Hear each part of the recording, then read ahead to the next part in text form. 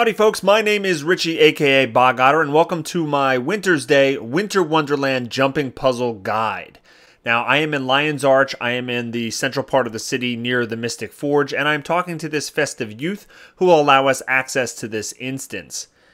Now overall, this jumping puzzle is not as difficult as the clock tower from the Halloween event, but it is still really fun, and as you will see, the art direction is top notch.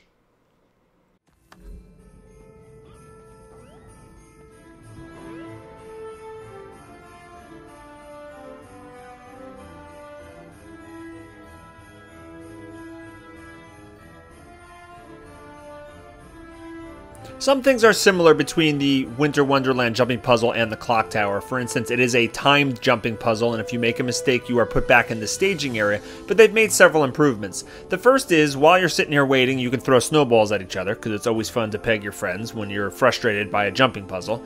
The second is, it is split into different paths, so you won't have the same issue where you have like 9 or 10 people trying to go at once on the same jumping puzzle. You get a random chance to go down the gingerbread path, the quaggan path, or the snowman path, each indicated by those items being present in the starting area.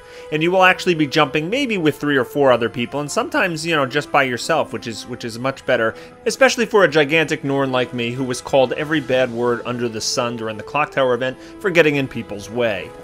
Now, each of these paths has roughly the same difficulty, and it's only the first part of the actual jumping puzzle that's different and separates people. These Phase 2 and Phase 3 are the exact same. Now, another major difference between this puzzle and the clock tower is you can actually watch the progress of the other competitors. The next round doesn't begin until all of the members from the previous round have either made it to the end or they have fallen to their doom. But you can actually watch right here over the balcony and see how they're doing it, and it's also good for learning of what to do for the next round.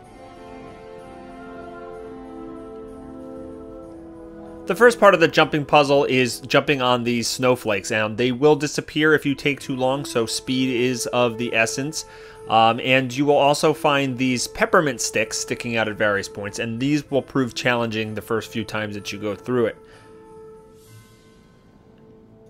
The second phase of the jumping puzzle begins when you get to these peppermints. It eventually leads to this staircase of presents. They will pop and explode, so it is very treacherous going up here. Try to make it up there as quickly as you can, and you will move on to Phase 3.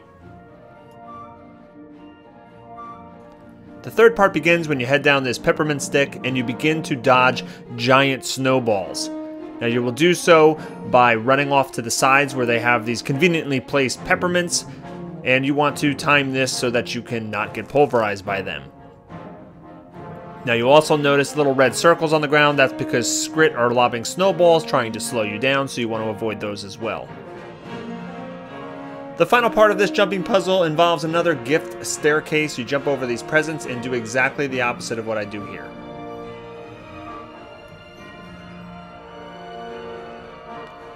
To see what all the phases look like back to back without interruption, this is the attempt where I actually completed the jumping puzzle, so you can see how the thing looks all the way through.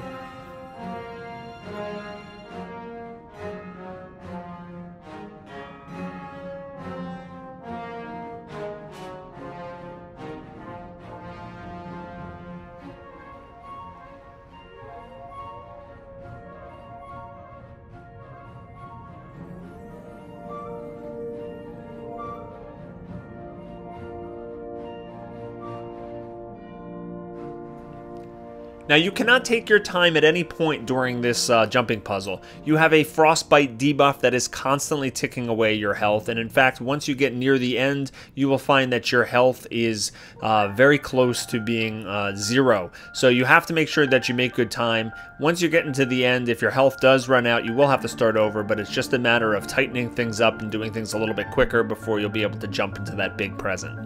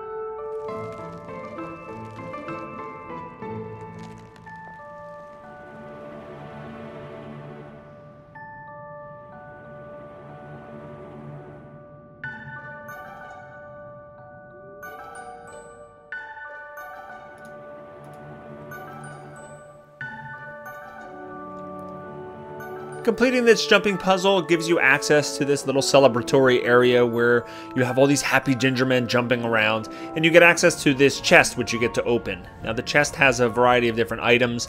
I got a gulp of liquid karma. You can also get some tonics, some snowflakes for crafting, some giant Wintersday gifts, and you can repeat this jumping puzzle. The rewards diminish so that you only get gifts on subsequent attempts during the same day. But if you revisit after a daily reset, you can get the full reward once again, the gulp of liquid karma. So if you get good at this jumping puzzle, it behooves you to actually do it multiple times per day.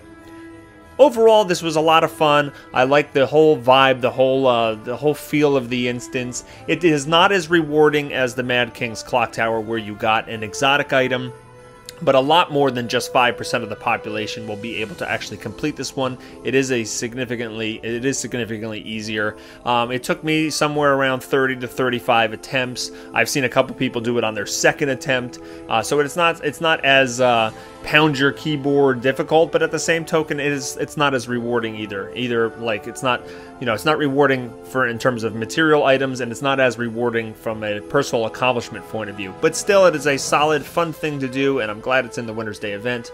Well, that wraps up this video. I hope you enjoyed it. I hope this helps you defeat this encounter. And if you like this video, give me a like and a favorite, and share my video with your friends. And you can also subscribe to the channel to be notified when future videos are released. Take care, everybody.